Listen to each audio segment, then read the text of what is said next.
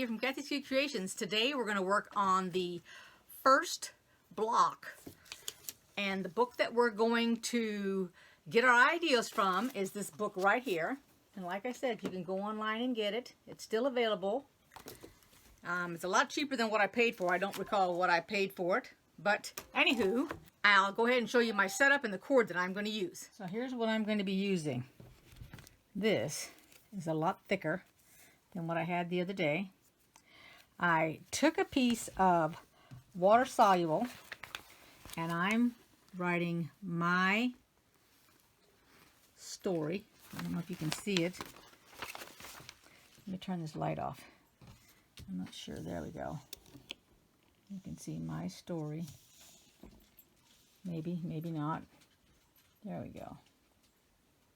And so now I'm going to take this and put it across there and do it on my machine. So let's see if this works.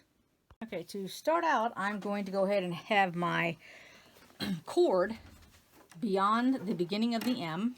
I think I'm going to do a small little zigzag on this. Let's lift up my needle because I don't know if I'm to the right or to the left.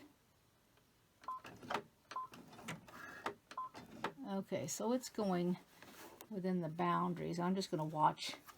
I can stop about right there. Let's see if we can back up a little bit. And this is just a water soluble on the top of this.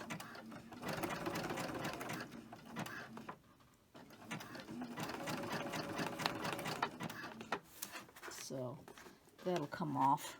I was going to say come off in the wash, huh? Alright.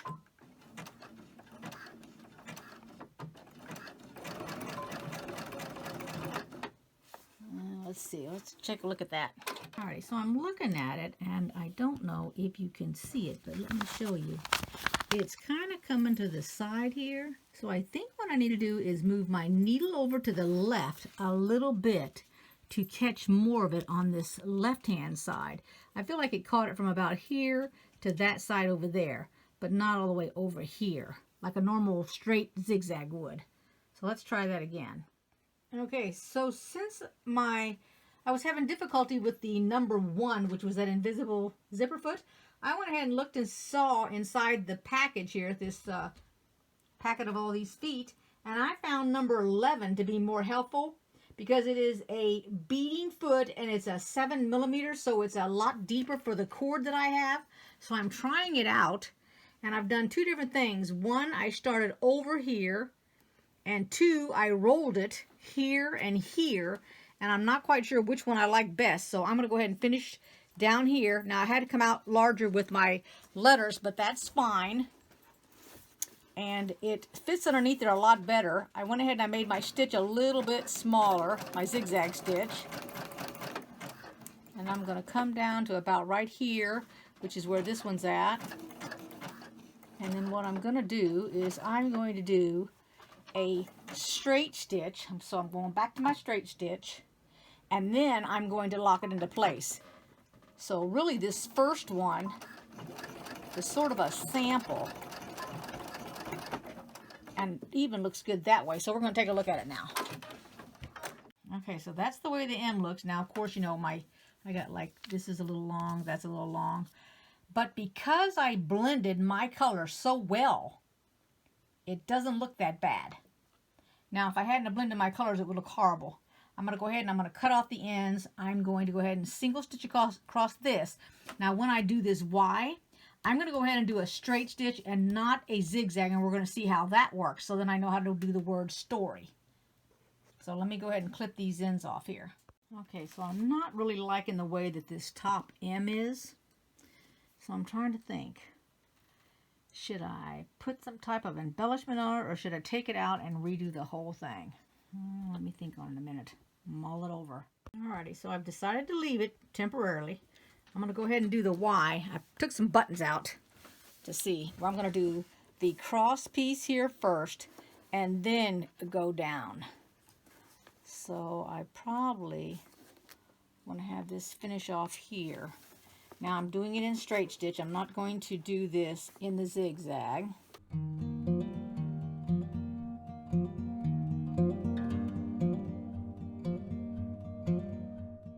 Break that off. Get me another piece. I guess I could have used a little glue on there, but I hate to do that. Just help it along. Take your time. And I gotta go all the way down to here. Right there.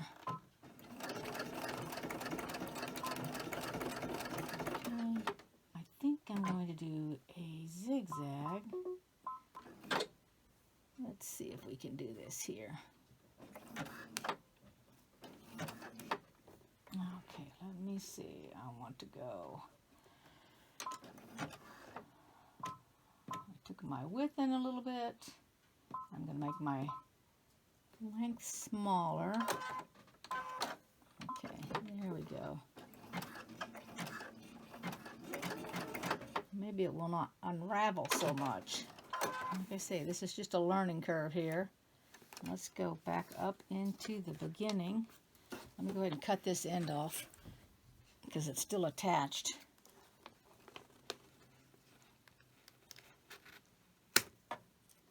Okay. Let me turn this around so we can go like that. And we're going to go back and forth in place here.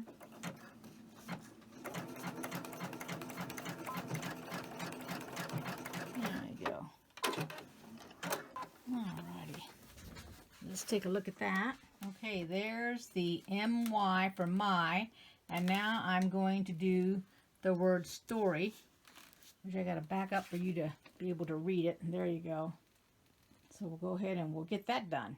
So I kind of like the way the ends are looking if I zigzag them. So that's what I'm going to do is I'm going to go ahead and put a zigzag.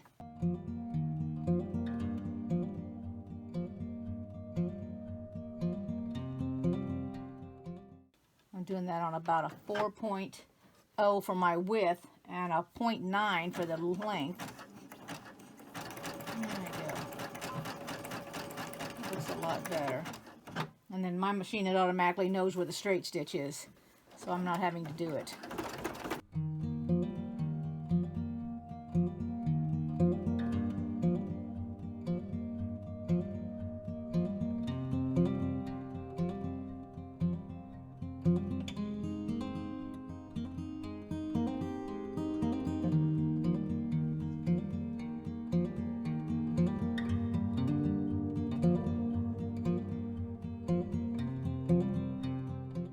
Now I didn't put any fusible on the back of my fabric here.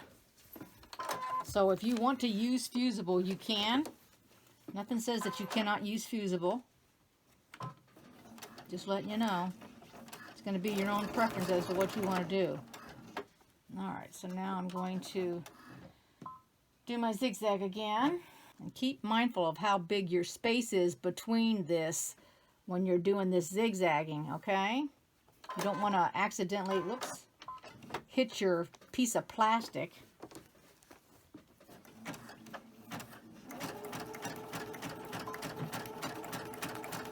You'll dull your needle really fast. All right, we're going to take a look at that. Alrighty, so there's the S. Looks okay to me for my first try.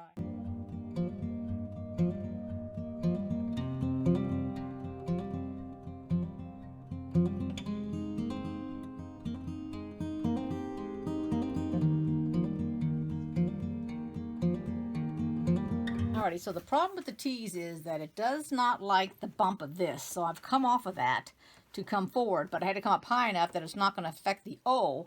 Same with here. I don't want to be affecting this that's already on there.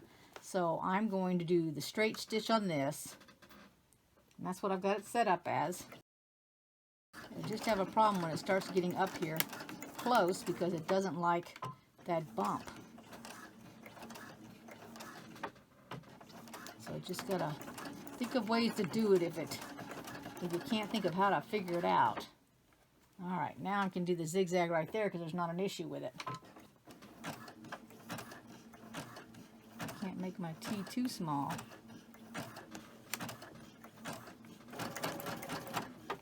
Okay, and we're going to go ahead and we're going to do the same thing on the other side. And this is a little bitty piece. Although I'm cutting a big piece, it's going to end up being small by the time I've cut that off, because I only got it from here, from there to there. That's all there is to it.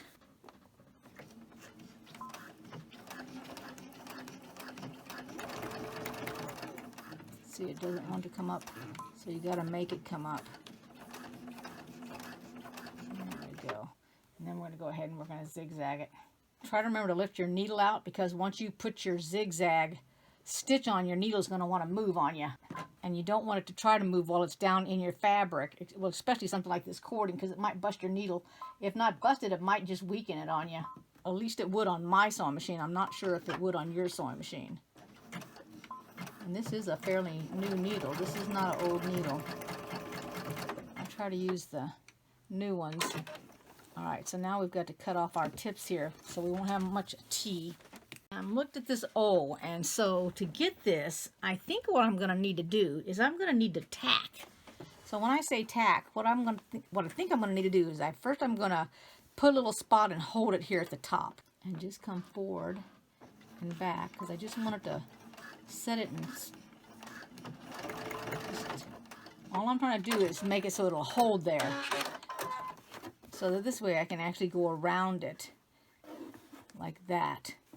So I'll start from this end and try to go around, because I don't want to get, I already know that my my O is going to be excuse me, it's going to be pretty good size, because this doesn't like to go in a small circle. So let's just slowly go. And I'll have to move my foot along, just lift up the foot a little bit, and then it's off the thing, but that's okay, because it can get itself back on there. There we go, just back in the groove. I just don't want to make my O too narrow, but then I don't want to make it too wide either. So that's why I'm trying to keep it on the drawn line that I made with my pencil, because it's got a curve right here. Let's see if I can get it to curve. And then what I'm going to do is I'm going to try to stop it right here and tack it down, and then go back up here and come and meet it.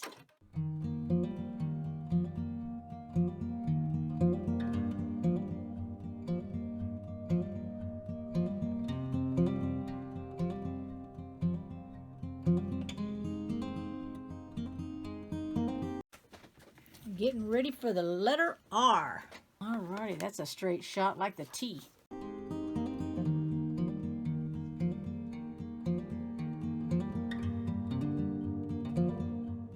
And now we got to do the loop on the R, so I think I can.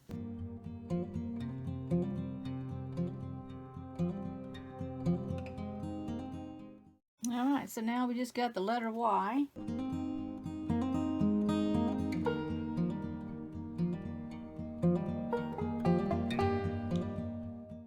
Little part of my Y. Now we just need to do the long part.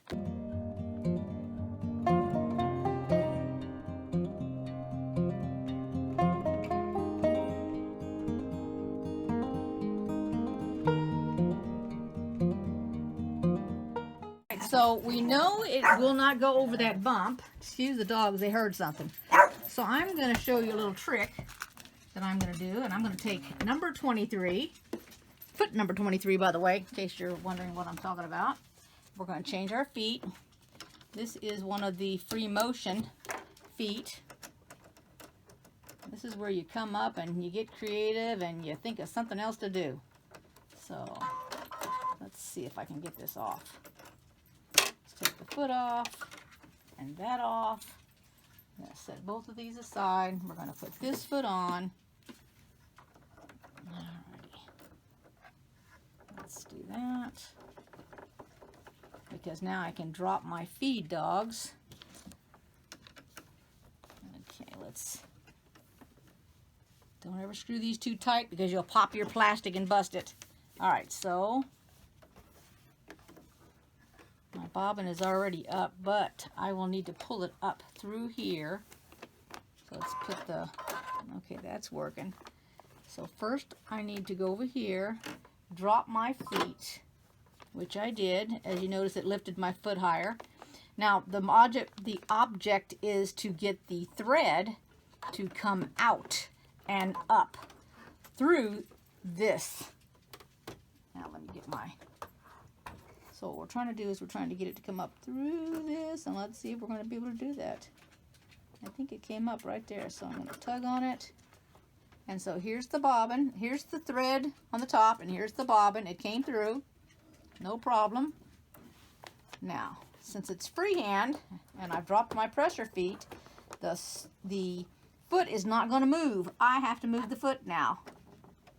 So the first thing I'm going to do is I am going to, first I better make sure my video is going. Yes, okay. All right, so I'm going to lock it into place. So all I do is hold my thread and go up and down with my needle. Oh, got to put my foot down first. Okay, go up and down, lock it into place.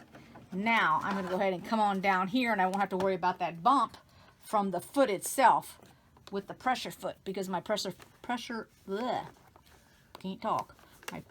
foot is down. So I'm just going to slowly come, just like this, all the way down, snug like that, and back it up.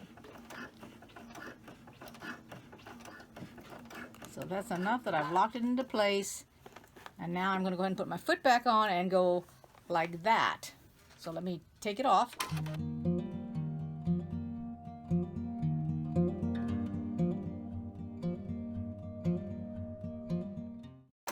Alright, so okay, there you go. That's going to be my very first block that I'm going to use up in the corner. Now I'm not going to be doing these blocks in order, so don't think that because we're going to do the flag block next, I think that's what we're going to do.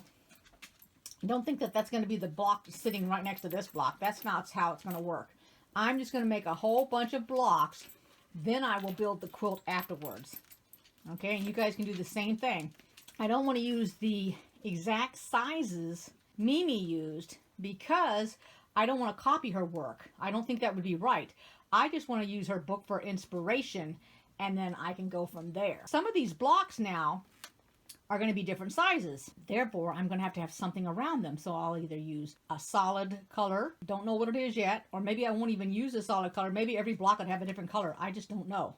I haven't given it that much thought. I'm just starting one at a time, just as if you were doing it yourself. Okay, and I just used this piece of fabric. Actually is from a stack that I bought. It's not like it came with a fat cord or anything. It was just in a stack, and I thought, well, heck, I like purple, so that's what I thought I would use. I had a darker purple I was going to use, but then I didn't think the cording would look good on it. So let me get this paper cut away, and then whatever I can't cut away, I will splash with some water, because this is water soluble, and I'll get rid of it so we can take a look at it. Actually, let me just show you how easy it is to rip this off. Maybe I won't need to use any water, because that's coming off pretty good.